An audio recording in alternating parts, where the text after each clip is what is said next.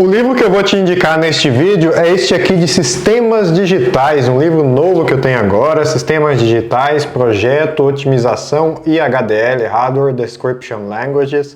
Ele é do autor Frank Vahid, este autor aqui.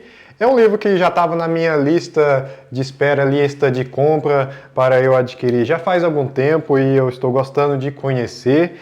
E de tudo que eu conheci até agora, ele está me fazendo gostar mais dele, ele está superando na minha avaliação está superando o livro do Tosse. Bom, ainda tem que fazer uma comparação mais adequada para colocar os dois lado a lado, aí eu poderia fazer outro vídeo sobre isso mais no futuro, mas eu já fiz algumas marcações aqui de algumas coisas que eu acho interessante mostrar aqui neste livro, que eu achei interessante lendo este livro aqui, estudando um pouquinho também.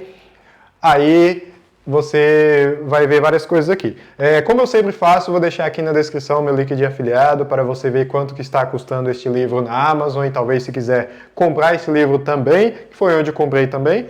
Então, vamos lá para a mesa que eu vou te mostrar esse livro por dentro.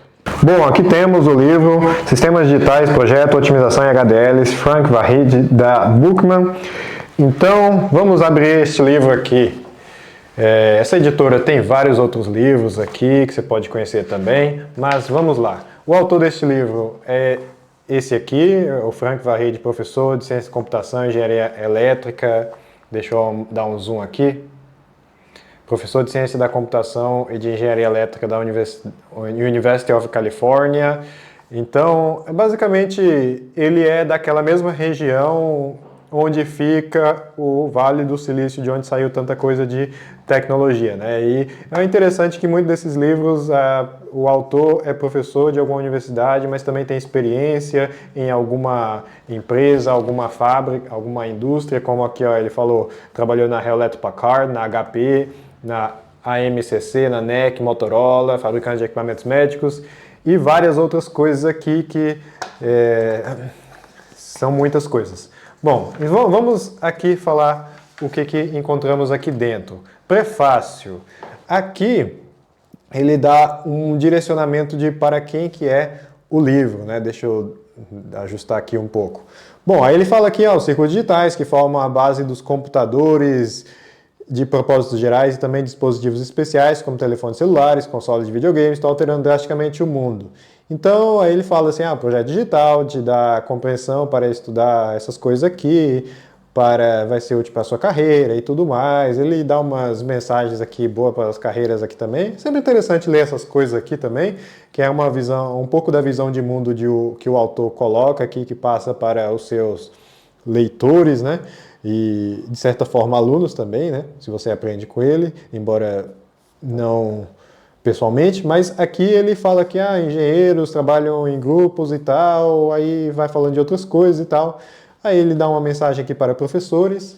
Aqui em cima, ó, nesse parágrafo, ele fala de algumas sessões que eu achei bem interessantes neste livro aqui, que ele fala assim, a sessão chamada Perfil de Projetista, que ele pega exemplos de vida de algumas pessoas de projetos e circuitos digitais, cuja experiência pode variar desde apenas um ano até várias décadas e cujas empresas vão desde até pequenas até as gigantescas, irão compartilhar e que compartilham com você as suas experiências, insights e conselhos. É interessante porque você pode, em algum desses perfis de projetista, se identificar com a pessoa e perceber, nossa, será que eu quero trabalhar com isso e tal?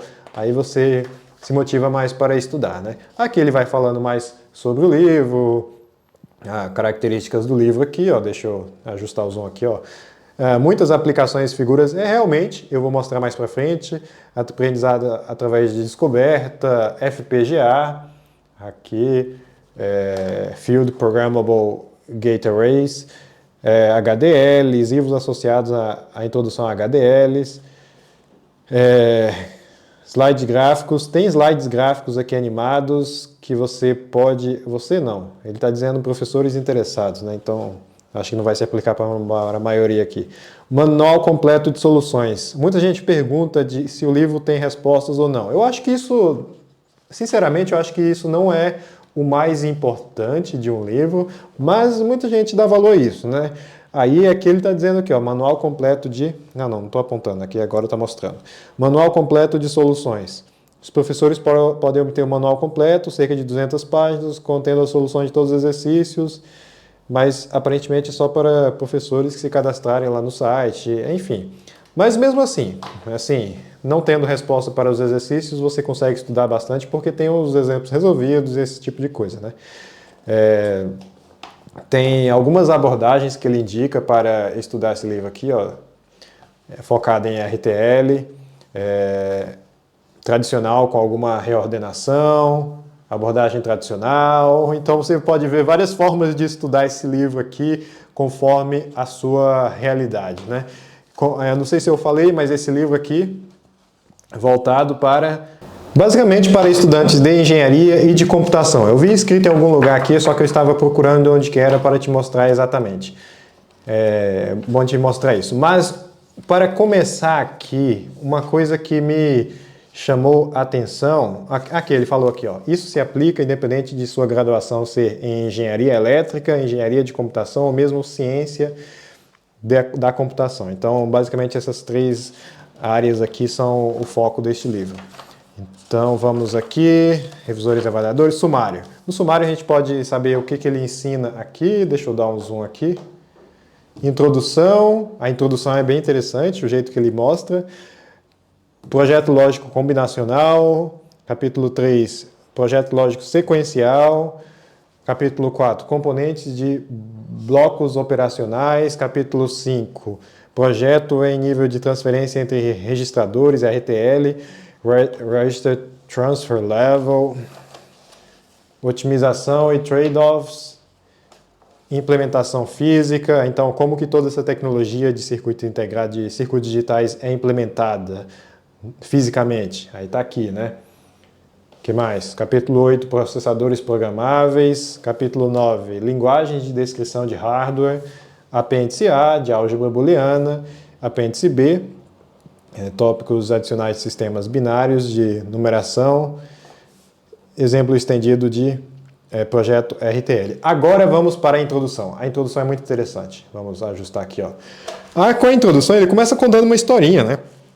Você podia pensar assim, não, os sistemas digitais são muito importantes. Em vez de ele fazer isso, ele começa falando da Ariana. Aí você vê, o que tem a Ariana, né? Não é um livro de literatura que eu quero, não é um livro de historinha que eu quero. Bom, mas vamos lá, vamos com calma para ele trazer um pouco ativar o lado emocional do leitor. Ele começa assim, conheça a Ariana. A Ariana é uma menina de 5 anos que vive na Califórnia, é uma menina querida, extrovertida, que gosta de ler, jogar futebol, dançar e contar piadas inventadas por ela mesma. Aí fica aquela coisa pessoal, né? Vai apresentando ela aqui. Aí conta uma história aqui que sofreu um acidente de carro. Aí sofreu um acidente de carro, o que acontece? Teve que ir para o hospital. Aí teve que ir para o hospital, aí teve que usar vários aparelhos e tal. Aí que começa a contextualização. Por quê? Esses aparelhos vieram de onde? Como que eles foram construídos e tudo mais? Porque os médicos, enfermeiros, todos são importantes. Agora, como que eles trabalham? Eles não conseguem trabalhar sem vários equipamentos. De onde que aqueles equipamentos vieram? Aí, ele começa aqui, ó. O que essa história tem a ver com o projeto digital? A recuperação de Ariana foi auxiliada por um dispositivo portátil de ventilação pulmonar, o qual, por sua vez, foi tornado possível graças aos circuitos digitais. Realmente, uma visita ao médico para fazer uma consulta, se você tiver um olhar mais afiado, você estudante de engenharia, você pode perceber muita coisa, muita aplicação, muita coisa de tecnologia que você pode ficar se perguntando, nossa, como isso funciona, né?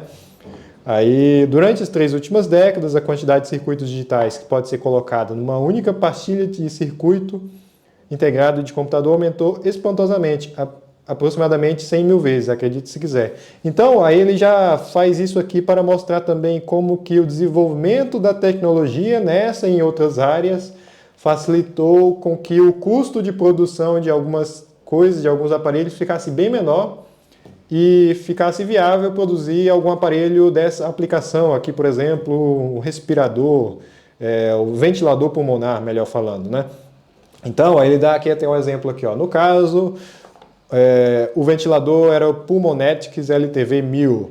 Aí no início da década de 90, outro ventilador, né, um ventilador da época de 90, poderia ter o tamanho de uma máquina de fazer cópias de grande porte e custar possivelmente 100 mil dólares. Ou seja, aí ele já dá uma contextualização de que se não fosse o desenvolvimento de várias tecnologias, entre elas circuitos digitais, essa tecnologia na área médica estaria bem mais restrita, talvez nem todo hospital teria esse tipo de coisa, então teria consequências na nossa vida real. Aí, por outro lado, o LTV-1000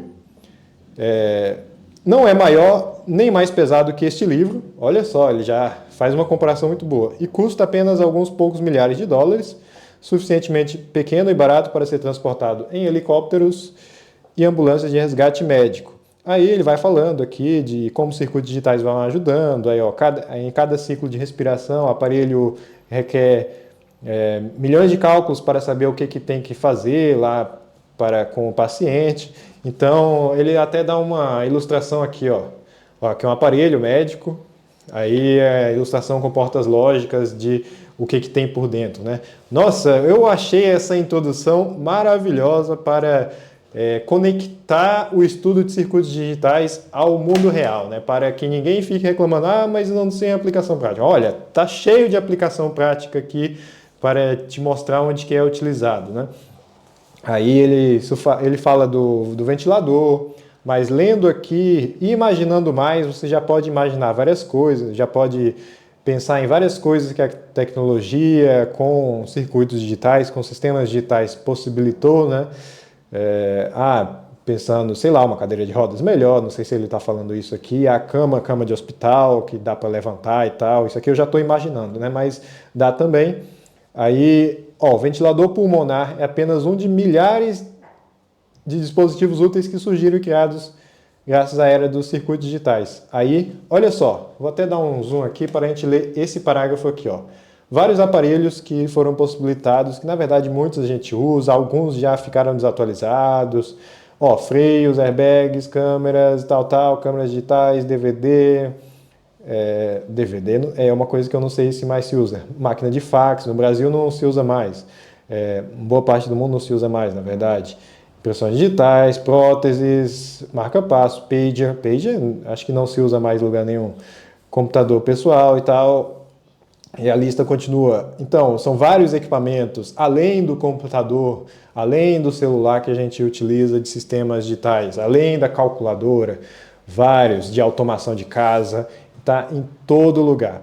Aí ele termina com uma coisa fantástica de inspiração, de chamado à missão, que ele fala assim: esses aparelhos foram criados por dezenas de milhares de projetistas, incluindo cientistas de computação, engenheiros de computação, engenheiros eletricistas, engenheiros mecânicos, entre outros, trabalhando em conjunto com várias outras pessoas, várias outras profissões e tudo mais. Aí estamos vendo várias aplicações, aí ele mostra aqui, ele diz assim: o que não está claro é quais aplicações novas e empolgantes serão desenvolvidas no futuro, ou quem serão os beneficiados por elas. Aí eu até sublinhei aqui, ó. Os futuros projetistas, como você, possivelmente determinarão isso. Ou seja, uma inspiração assim, como se estivesse falando assim: essa é a história, para isso que serve, venha conosco. Então, achei fantástico isso aqui. Aí sim, agora ele começa, mundo dos sistemas digitais. Aí ele começa, o que é um sinal digital, o que é um sinal analógico. Aí ele vai falando aqui que a gente tem um sistema na base 10, porque, olha, claramente porque a gente tem 10 dedos, a gente utilizou isso desde o início dos tempos, né? Aí deixa eu dar uma ajustada aqui, né? Porque na verdade você não estava vendo totalmente, né? Aí ele, aqui, ó, digital versus analógico, o mundo dos sistemas digitais. E ele coloca aqui alguns exemplos de imagens, computador de propósitos gerais e vários outros aparelhos. Você pode ver que o celular que ele mostra aqui já está um pouco meio desatualizado. Aqui tem um motor de carro, piano não tem nada de eletrônica, teclado, um leitor de fita VHS, que assim, já é um pouco antigo, mas você pode transportar para a sua realidade atual. Sei lá, um leitor que você coloca um pendrive, às vezes até isso esteja desatualizado. Mas enfim, alguma coisa que toca som, que precisa processar a informação no formato digital, tudo isso, o sistema embarcado que você tem que, para estudar, tem que ser com sistemas digitais. Aí eles são a base dos computadores, como ele fala aqui,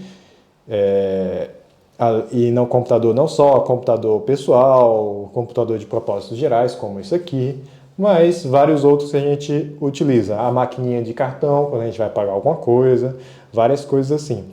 Aí ele vai expandindo a sua imaginação, né? Porque a gente está rodeado de tanta coisa assim que muitas vezes a gente acaba não percebendo, né? Que está em todo lugar que a gente acaba achando normal. Aqui, aí ele vai dando esses exemplos aqui, tal, e ele vai contextualizando mundo analógico, mundo digital, conversão do fenômeno analógico em digital e assim por diante. As vantagens de métodos digitais são várias, né? Mas uma delas é que a ausência da deterioração da qualidade com o tempo, que ele ilustra aqui o caso da fita cassete de áudio, que era gravado analogicamente. Aí se você gravava o áudio, depois de um certo tempo, o áudio ficava diferente se você fosse tocar de novo. Agora, atualmente não, você gravou o arquivo no pendrive, no celular, em alguma coisa, em algum armazenamento digital, é do mesmo jeito daqui 50 anos, desde que o aparelho esteja funcionando corretamente. Então, várias coisas aqui, conversão de sinal analógico, digital. Gostei bastante dessa introdução aqui. História do telefone. Nossa, é bom saber essas histórias assim do século passado, às vezes até do século retrasado, 1800, né? Século 19 ou 18. De um para o outro, assim, né? Então, tem várias coisas que dá para estudar. Codificações digitais, números binários, aí explicando aqui o sistema de numeração, nem todo mundo sabe, né? Então tem que estudar isso com calma. Aqui, ó, conversão de binário para decimal, isso aqui tem que explicar com calma mesmo. Eu gostei do formato de apresentação também. Não tem muitas cores para forçar os olhos, assim. Eu, pelo menos, prefiro assim, fundo branco, letra preta, algumas coisas em negrito, no máximo usando uma terceira cor para destaque, mas é isso. E o livro é mais compacto que outros que eu já vi. Outros não, na verdade, mais compacto que o do Tosse. Mas vou deixar a comparação para outro vídeo. Mas, para não me alongar muito, já vou partir para essas outras marcações que eu fiz aqui, ó. Fiz essa marcação aqui, e essa marcação aqui eu fiz para mostrar essa ilustração aqui, que aí ele vai falar do transistor CMOS. Que esse livro aqui não é exatamente sobre a parte mais de transistores, mais nesse nível, mas é necessário que você entenda um pouco, né? Que aí tem a pessoa aqui que quer passar da fonte para o dreno, desse lado do rio para o outro, aí o rio seria a porta, aí você colocando o sinal na porta, você consegue passar. É basicamente isso que acontece no transistor. Aí vamos ver aqui, ó, analogias para explicar, trabalhar com transistores ou portas lógicas. Então vamos lá, ó, aqui eu fiz a marcação para mostrar essa aplicação de vida real do cinto de segurança no carro. Então, assim, nos carros modernos, se tiver um cinto faltando e ele detectar que tem uma pessoa sentada ali, ele apita lá na frente, né? E como que como que isso é feito? Bom, um sensor, aí uma luzinha lá no visor, aí um circuito digital, uma coisa dessa já serve para fazer essa indicação. Aí ele dá esse exemplo aqui, ó, luz de alerta para cinto de segurança. O que mais? Podemos ir adiante. Ó, antes, essa parte aqui, ó. Essa é a parte de exercícios. Como eu falei no início, ele não dá as respostas, resoluções, não achei no livro. Conforme eu vi lá no início que eu falei, inclusive com você, está disponível as soluções para os professores, aí eu não sei como que faz para obter, mas enfim, como tem exemplos aqui, né? Aqui, ó, exemplo 2.3 31 e assim por diante, muitas vezes os exercícios são variações dos exemplos. Então, por isso que eu não acho tão preocupante se não tiver resolução, respostas das questões. Perfil de projetista. Vai contando a história, aqui no caso do Samson, aí vai falar assim, ele apreciava física e matemática e tudo mais, aí passou a gostar de tal coisa, aí foi para trabalhar com tal coisa, foi trabalhar em outras empresas, na Zenith, Philips, Intel e tudo mais. Enfim, a história assim, mostrando não exatamente não exatamente o Samson, mas talvez outros que são mostrados em outras histórias ao longo do livro. Aí você pode se identificar, nossa, que interessante, eu estou gostando também dessa matéria, será que eu vou estudar mais para essa área? Aí você pode ver se identifica, se inspirar com essas histórias aqui e ver que tem espaço para um monte de gente e tem muito trabalho para fazer, né? Bom, aí ele já começa aqui, capítulo 3, projeto lógico sequencial, blocos de controle, circuito sequencial, muita coisa aqui que você pode estudar aqui, máquina de estado finito, que aí serve para um monte de coisa. Aí você pode ver como que o conteúdo é apresentado, as portas lógicas, a explicação aqui. Isso aqui você já viu antes, né? Esse formato de apresentação. Aí vamos ver a outra marcação que eu fiz aqui, que é aqui, ó. Outro exemplo de aplicação, marca-passo. Aí ele ilustra aqui, fala o que é o marca-passo, que é um aparelho colocado dentro do corpo para marcar passo. Aí ele ilustra, ó, a aplicação da máquina de estados finitos, Finite State Machine. Aí aqui, ó, diagrama de estados. Aqui também, né? E no final dos capítulos tem um resumo, que aí você pode consultar mais rapidamente. O que mais? Para que esse vídeo não fique com meia hora, posso dar uma mostrada aqui de várias coisas que ele ensina aqui. Ó, otimização de trade-offs. Aí aqui já está entrando numa parte mais avançada do livro, né? Ó, otimização e implementação física, como que isso é implementado. Ó, aqui, ó, chips de FPGA. Aqui, ó, processadores programáveis. Aí você pode estudar isso aqui, porque tem o processador de propósitos gerais, tem o processador programável, propósitos gerais. Então tem tudo isso aqui.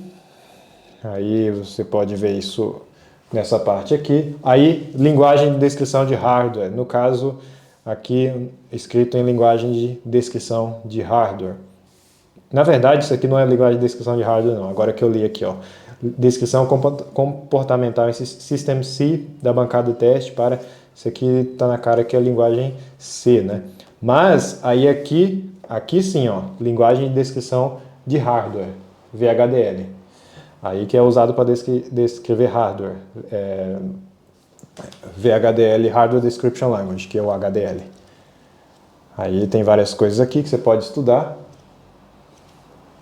O que mais que eu marquei aqui? Ó, os apêndices, álgebra booleana, que aí você pode estudar um pouquinho mais desse formalismo teórico aqui, que é muito necessário para estudar circuitos digitais. Que mais? Várias coisas aqui, aritmética de ponto fixo, padrão em 3E, exemplo estendido de projeto RTL. Então, assim, para estudar sistemas digitais, isso aqui dá uma geral muito boa, uma visão muito boa, pelo que dá para ver. Tem muita coisa para se estudar aqui. Vale comparação com outros livros, certamente, mas na comparação que eu estou pensando em fazer entre esse e o livro do Tosse, eu acho que tem chances desse livro aqui ganhar pelo formato mais compacto, pelo formato de apresentação do conteúdo também. Mas isso eu deixo para outro vídeo. Por enquanto, por tudo que eu falei aqui, se você tiver interesse, vou deixar aqui na descrição meu link de afiliado para você ver quanto que está custando lá na Amazon, que foi onde eu comprei. Não adianta eu falar preço aqui, porque preço muda todo dia. Se você tiver mais alguma indicação de livro para pedir ou para fornecer aqui pra gente, para sugerir aqui pra gente, deixa aqui nos comentários também. Lembrando, os links estão na descrição. Obrigado pela atenção e até o próximo vídeo.